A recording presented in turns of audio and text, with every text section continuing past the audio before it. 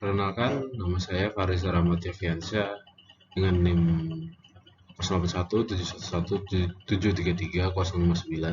dari program studi S1 Teknik Biomedis, Fakultas Sains dan Teknologi Universitas Airlangga.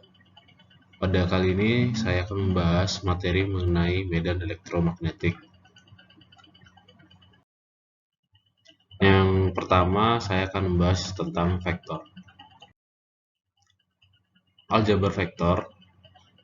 Vektor adalah suatu besaran yang menunjukkan nilai sekaligus arah. Pada aljabar vektor, khususnya penulisan vektor satuan, vektor disimbolkan oleh huruf besar dengan anak panah di atas atau dicetak tebal. Huruf I, J, dan K dengan lambang topi di atasnya merupakan satuan arah sumbu tertentu seperti sumbu X, Y, dan Z. Jika menggunakan dua huruf, maka huruf pertama A merupakan titik asal vektor atau juga disebut pangkal vektor. Sementara huruf di belakang atau B merupakan arah vektor atau titik terminal. Jika dua buah vektor, misalnya vektor A dan B dijumlahkan, akan dihasilkan vektor baru, yaitu vektor C. Penjumlahan dua vektor dapat dilakukan dengan metode poligon atau jajar genjang. Pada slide ini digunakan metode jajar genjang.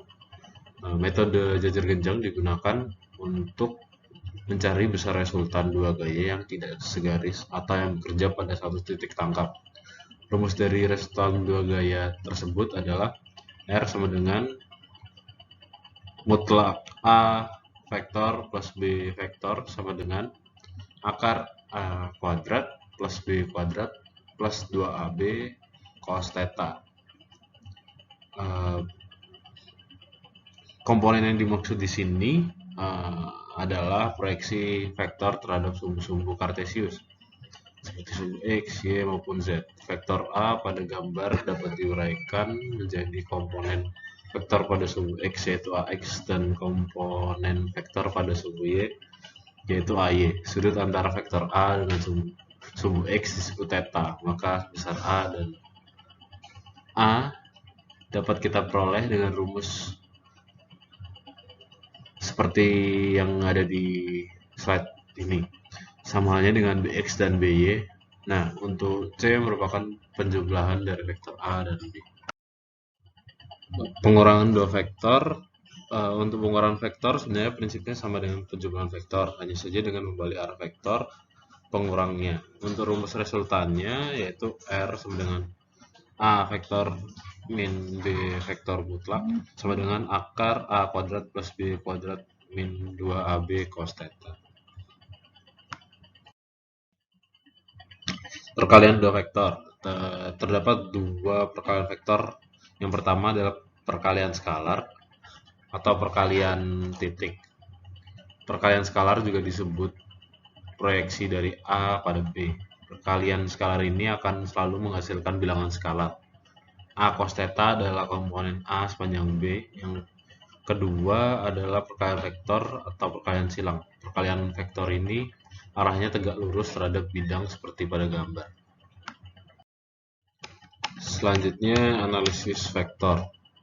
Ada divergensi gradien, curl, dan Laplacian.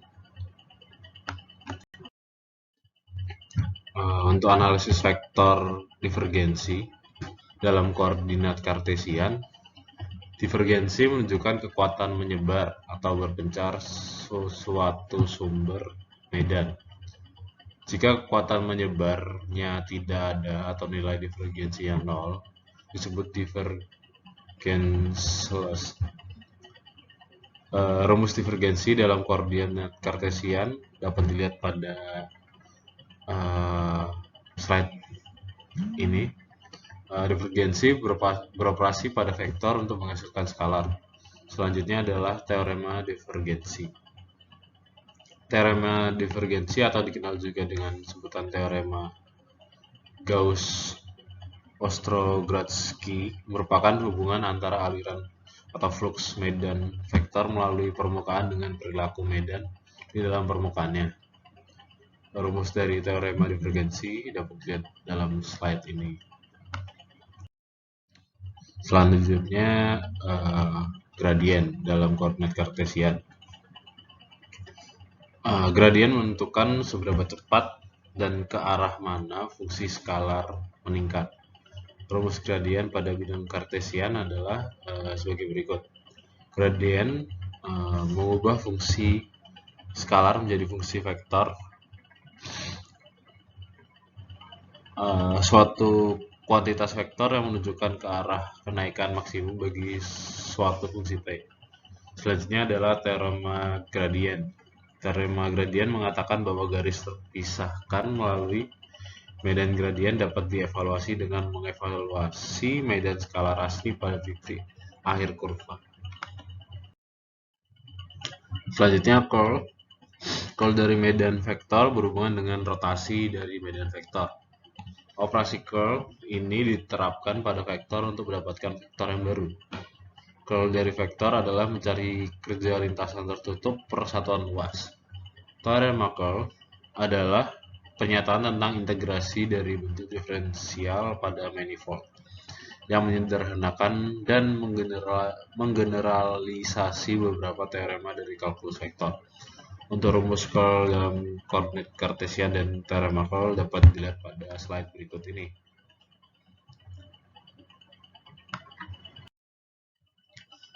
Selanjutnya Laplacian.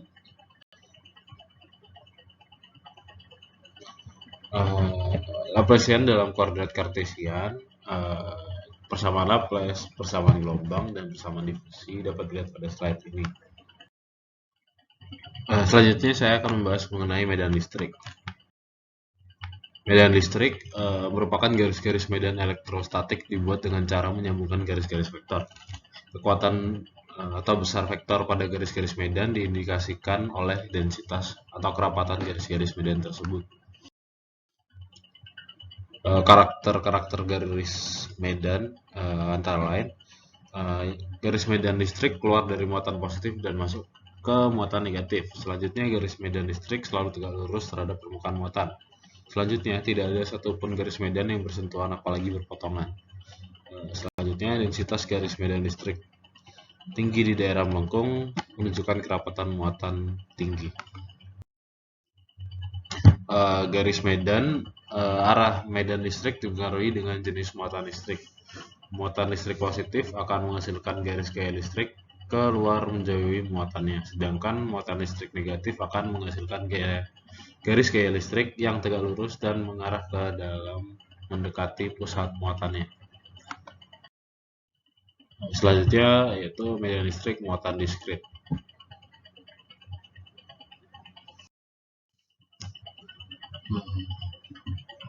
Medan listrik suatu muatan Q pada gambar tersebut, jika terdapat satu muatan Q, maka arah medan listrik yang dialami oleh titik-titik sekitar Q akan mengarah keluar secara radial untuk menyatakan garis-garis medan.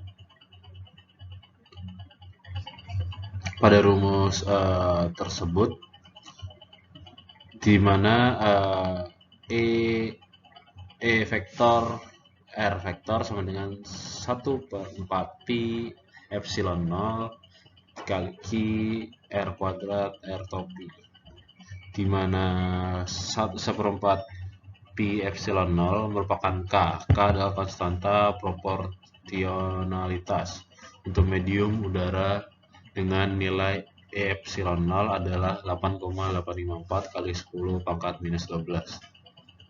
R adalah jarak dari elemen muatan Q ke titik Q. Selanjutnya adalah medan listrik untuk suatu distribusi muatan diskrit. Diskrit artinya terpisah, yaitu muatannya tunggal dan terpisah. Rumusnya adalah E vektor R vektor sama dengan 1/4 pi epsilon 0 sigma I kali Q I per R I kuadrat kali R I topi. Selanjutnya yaitu muatan kontinu.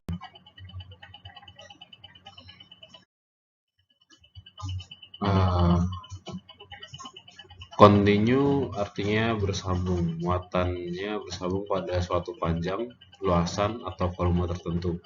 Pada gambar tersebut terdapat medan listrik pada titik P dengan sumber muatan berbentuk bola.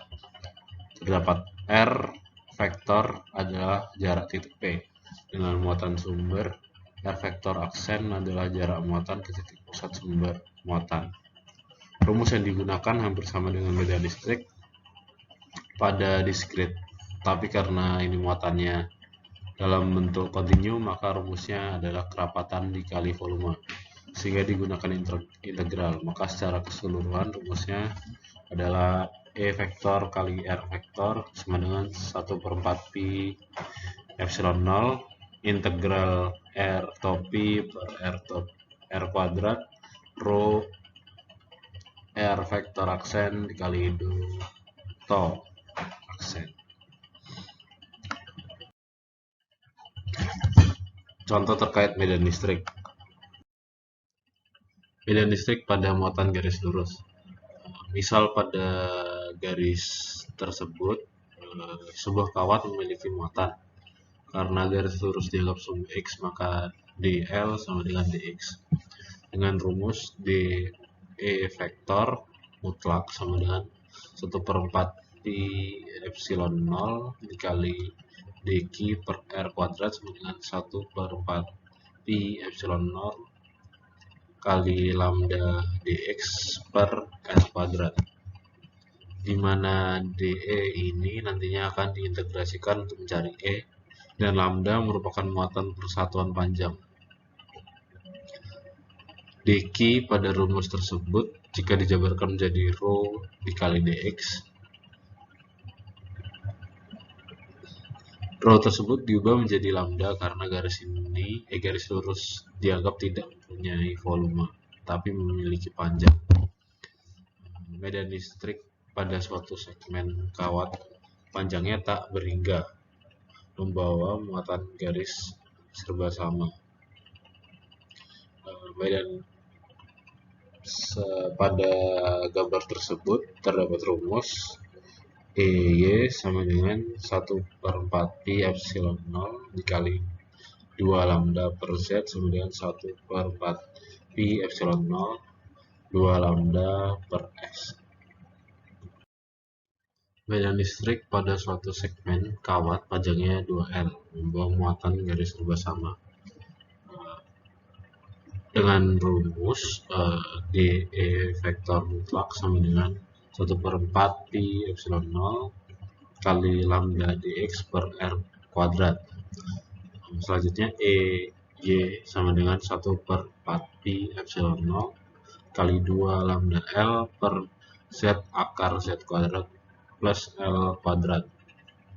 Maka E sama dengan 1/4 pi epsilon 0 dikali 2 lambda L per Z kuadrat. Medan listrik pada sumbu sebuah muatan cincin.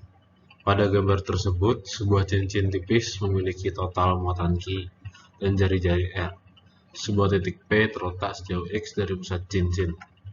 Medan listrik pada titik P hanya mengarah pada sumbu X karena medan listrik setiap segmen atau EX akan saling meniadakan vektor medan listrik pada komponen X dan Y.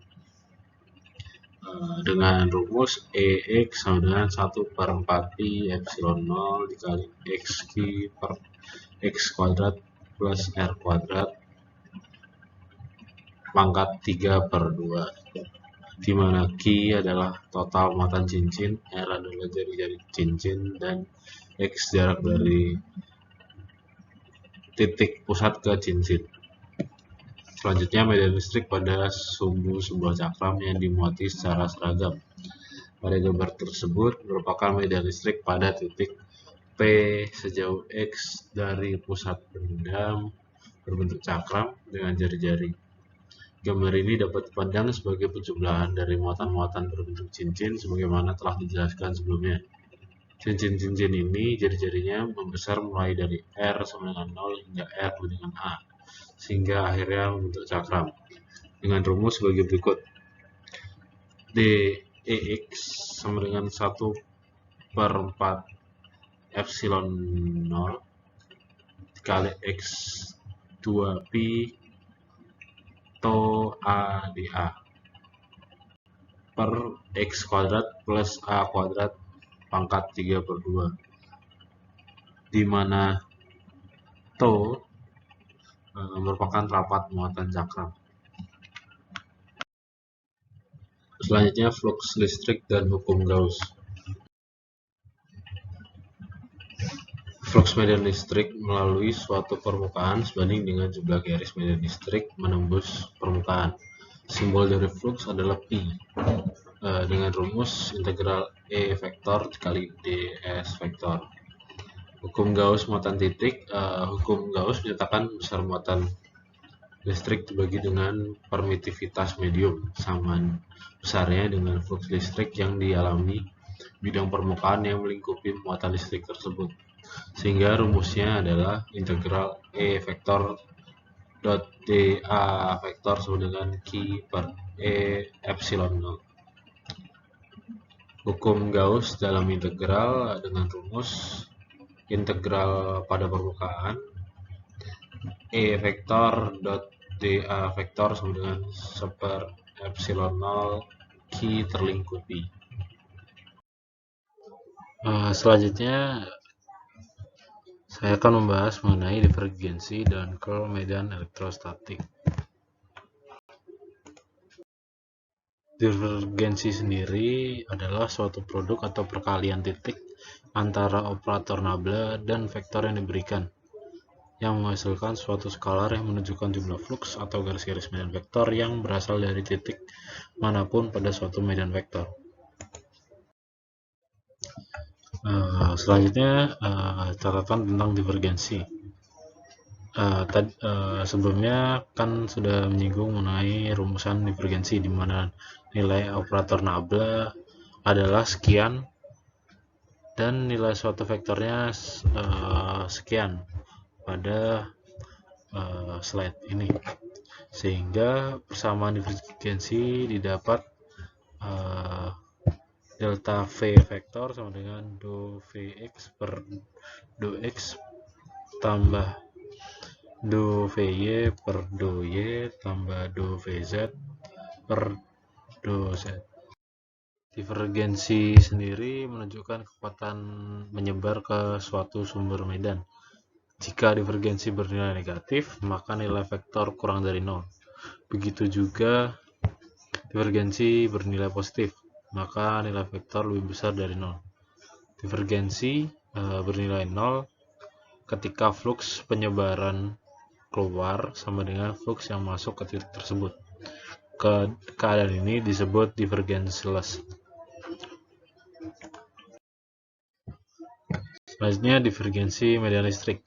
Dengan menghitung nilai divergensi medan listrik secara langsung diperoleh hukum Gauss dalam bentuk diferensial. Pada divergensi medan listrik, kita mengenal rumus E vektor sama dengan 1/4 pi epsilon 0 integral pada seluruh ruang R to pi per R kuadrat rho R vektor aksen D to aksen. Di mana rumus tersebut merupakan rumus divergensi pada medan listrik, yaitu nabla dot E bar.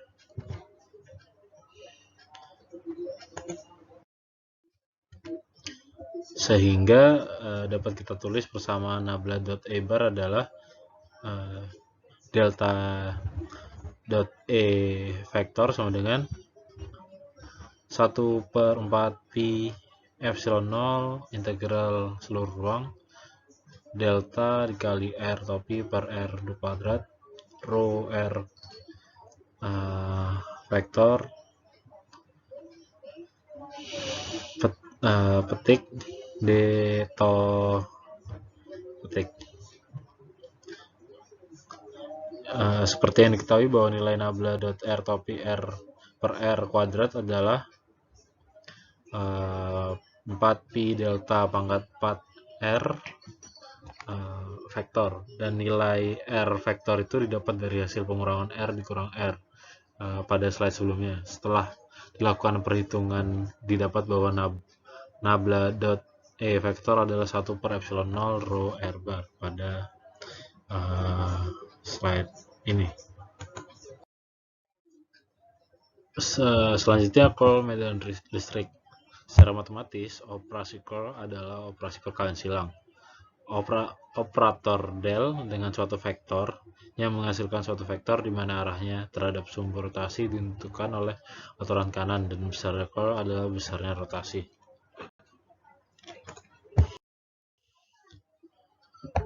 Curl sendiri merupakan aturan tangan kanan untuk menunjukkan operasi curl atau tanda titik menunjukkan medan magnet berarah keluar bidang, dan tanda silang menunjukkan medan magnet ke arah masuk ke dalam bidang.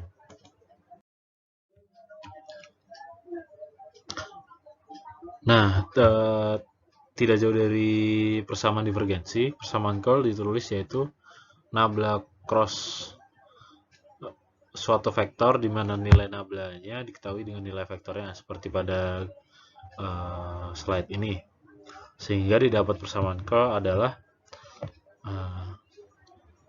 delta x nabla x vektor sama dengan 0.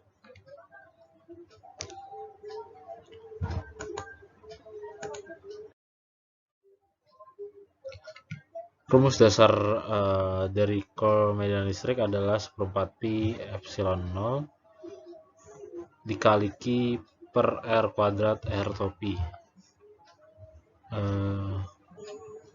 Selain itu, kita juga bisa menghitung sepanjang lintasan C dari titik A ke titik B menggunakan integral A sampai B. Berikut koordinat bola dengan rumus dl sama dengan drr topi plus r d theta theta topi plus r sin theta d mu mu topi.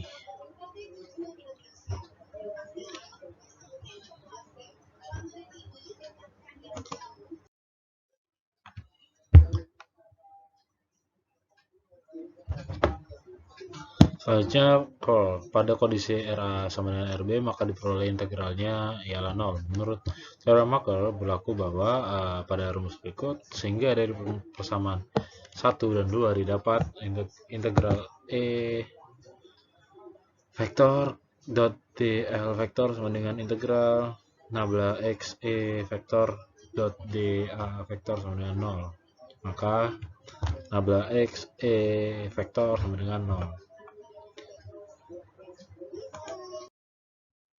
Pada bab ini, saya akan membahas mengenai potensial listrik.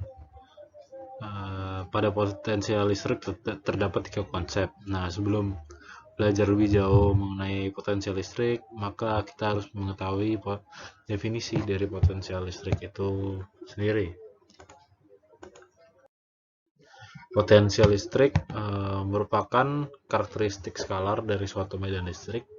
Potensial listrik pada sebarang titik dalam medan listrik adalah usaha persatuan muatan untuk memindahkan sebuah muatan positif dari latar hingga ke titik tujuan. Nah, pada sebelumnya kita sudah membahas mengenai divergensi dan curl medan listrik, di mana kita sudah membuktikan bahwa nilai dari curl medan listrik adalah 0. Nabla cross E bar sama dengan 0. Rumus dasarnya yaitu secara matematis potensial listrik dapat dirumuskan sebagai berikut, yaitu VR sama dengan min integral R kecil menuju R infinite E bar dot dl bar dengan satuan joule atau kolom atau volt. Nah, sama seperti persamaan sebelumnya, VR di sini adalah potensial listrik dan R adalah titik acuan yang ditetapkan. VR merupakan besaran relatif diukur berdasarkan satu titik referensi, dan biasanya titik referensi adalah VR sama dengan 0, dan titik referensi selain R tidak akan mengubah medan listrik ini, dan ini merupakan konsep kedua dari potensial listrik. Jika kita meninjau dari dua titik, maka dapat ditulis VB min VA sama dengan min integral B A hingga B E bar dot dl bar. Beda potensial sering disebut sebagai tekanan listrik atau voltase.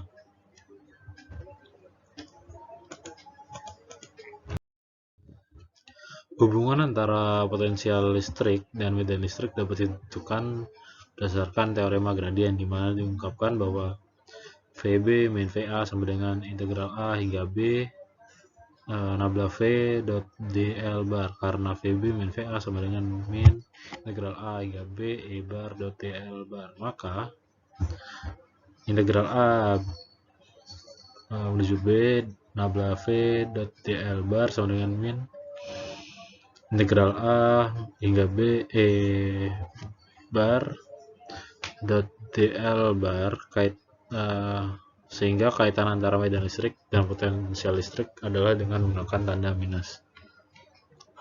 E sama dengan min ya itu. Seperti yang kita ketahui bahwa medan listrik dapat didivergensikan dan dikurangkan, maka diperoleh persamaan nabla dot E bar sama dengan rho per epsilon 0 nabla X E cross E bar sama dengan 0. Jika E diganti substitusikan dengan persamaan sebelumnya, maka diperoleh nabla bar dot E bar sama dengan nabla bar dot min nabla bar V sama dengan min nabla bar kuadrat V, sehingga diperoleh persamaan Poisson. Nah, sehingga pada konsep ini, konsep ketiga ini, persamaan Poisson merupakan konsep ketiga. Selanjutnya kita akan masuk ke potensial listrik bagi muatan terlokalisir.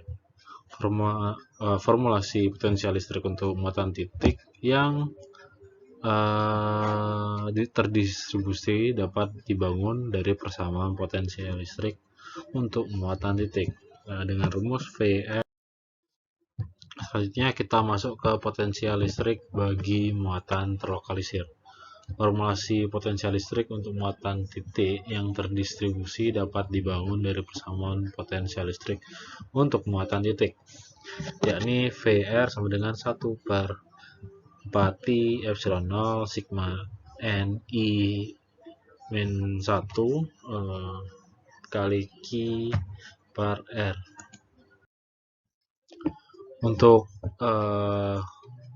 jika sumber muatannya berupa muatan garis, seperti rumus berikut. Nah, untuk muatan dengan distribusi volume, maka digunakan rumus seperti berikut. Untuk muatan dengan distribusi ruang,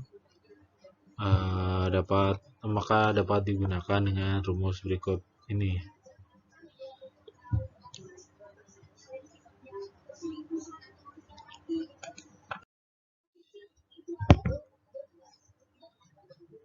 Selanjutnya, potensial listrik pada sebuah muatan cincin dapat menggunakan rumus sebagai berikut. Potensial listrik pada sebuah cakram yang dimuati secara berseragam menggunakan rumus seperti berikut.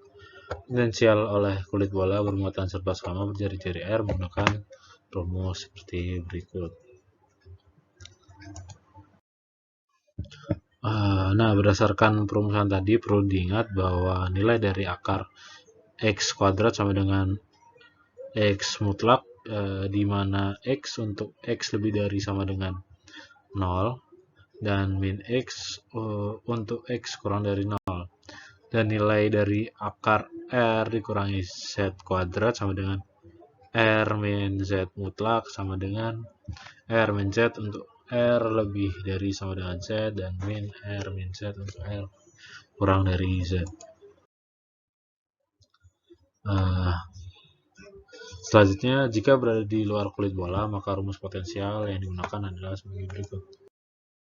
Sedangkan jika berada di dalam kulit bola, maka perumusannya adalah sebagai berikut.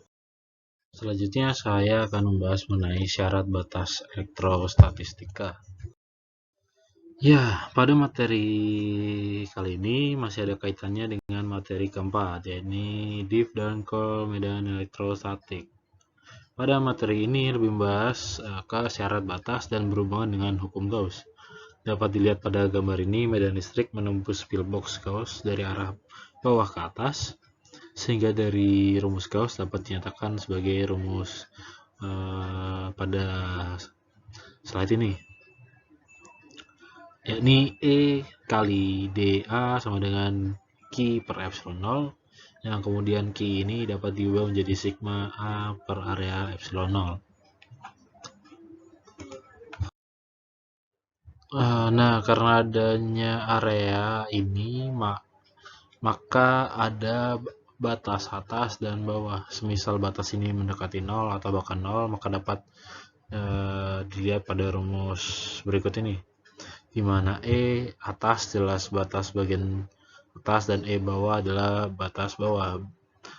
Untuk konsistensi, kita biarkan keduanya memiliki nilai positif untuk kedua arahnya, sehingga komponen normal medan listrik pada suatu bidang batas bersifat diskontinu sebesar sigma per epsilon 0.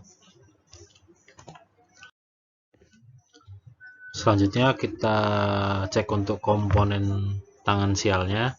Medan listrik akan selalu kontinu, maka digunakan rumus berikut, yakni integral E bar dot dl bar sama dengan 0. Nah, apabila epsilonnya ini 0, maka E atas sama dengan E bawah. E ini paralel terhadap permukaan yang ada. Batas yang sudah kita dapatkan tadi bisa kita gabungkan menjadi berikut ini. Nah, mungkin berikut ini mengenai penggabungan kedua rumus tadi, sehingga dapat di pause jika ingin memperjelas rumus ini. Selanjutnya, kondisi batas potensial listrik pada bidang batas. Dari rumus sebelumnya, di mana bila N adalah unit vektor perpendikular pada permukaan, maka digunakan rumus ini. Dan apabila dl-nya mendekati 0 atau jarak batasnya bisa dibilang memendek atau mungkin mendekati 0, maka dapat seperti ini, sehingga V atas sama dengan V bawah. Materi selanjutnya membahas mengenai usaha dan energi dalam elektrostatistika.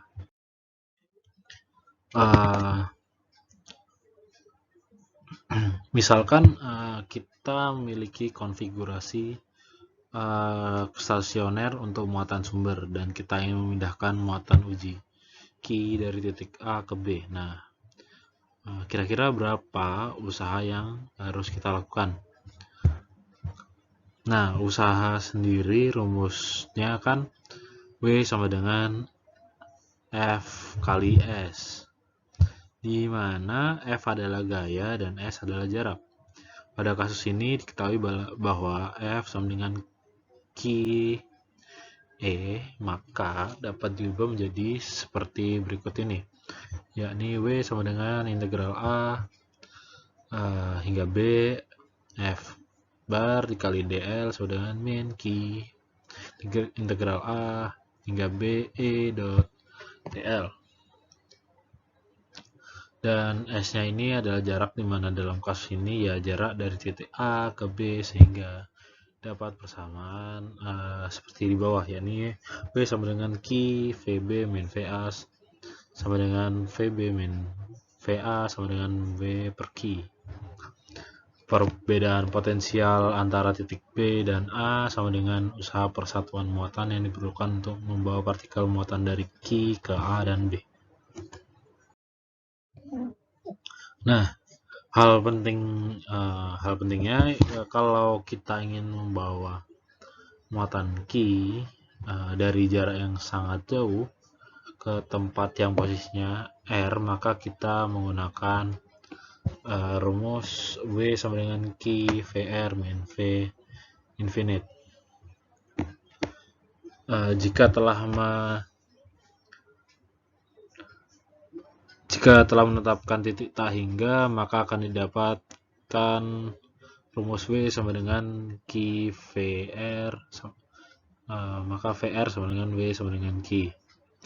Dengan W adalah usaha yang diperlukan untuk membawa muatan Q dari tak hingga ke sebuah titik tertentu, sehingga kita bisa mengetahui potensial adalah energi potensial persatuan muatan yang diperlukan untuk membawa dari tak hingga ke muatan titik tertentu. Selanjutnya energi untuk distribusi muatan titik. Berapa besar usaha yang diperlukan untuk mengumpulkan seluruh titik muatan tersebut? Bisa dibayangkan mengumpulkan muatan satu persatu dari titik yang jauh atau berbeda. Pertama, untuk muatan Q1 tidak diperlukan usaha. Sekarang untuk muatan Q2, berdasar dari rumus sebelumnya, kita akan membuktikan V1 di mana merupakan potensial dari Q dan R2, di mana letak untuk Q2, sehingga digunakan rumus berikut ini untuk membawa muatan Q2, yakni rumus W2. Kemudian untuk membawa muatan ketiga menggunakan rumus W3, dan muatan keempat menggunakan rumus W4. Dari beberapa rumus tadi dapat digabungkan untuk menghitung usaha total sebagai berikut, yakni rumus W seperempat Pi epsilon 0, Q1 Q2 per R12, dan seterusnya. Dan didapat juga pola, sehingga apabila kita menghitung muatan lebih dari satu bisa digunakan rumus ini. Adanya J lebih dari I ini menandakan pengingat agar tidak menghitung pasangan yang sama dua kali. Kalau tidak sengaja menghitung dua kali, ada cara lain. Hitung tiap pasangan dua kali, kemudian dibagi dengan